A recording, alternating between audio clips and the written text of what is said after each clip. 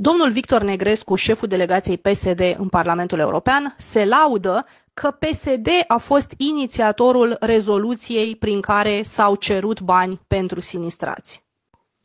Acum, haideți să vedem și adevărul, pentru că domnul Negrescu minte cum respiră. Miercuri, grupul ECR a cerut ca dezbaterea cu privire la declarația Comisiei, și anume inundațiile din Europa Centrală și de Est și gradul de pregătire al Uniunii Europene pentru a reacționa la dezastre care sunt exacerbate de schimbări climatice, îi dau cuvântul lui Adam Bielan.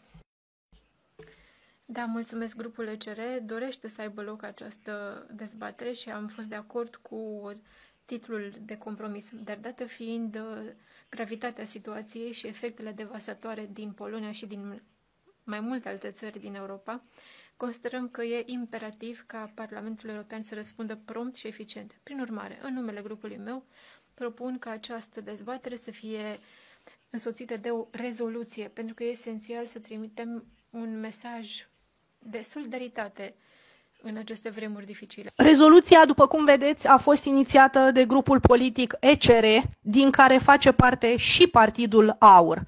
PSD nu face parte din acest grup politic, ci dintr-un alt grup politic. Faptul că și PSD-știi au susținut rezoluția nu înseamnă că ei au inițiat-o. Domnule Victor Negrescu, știm că sunteți foarte supărat că nu ați fost numit comisar european. Dar nu mai mințiți, domnule, nu vă mai arogați meritele altora. Așa sunteți voi obișnuiți la PSD să mințiți românii dintotdeauna.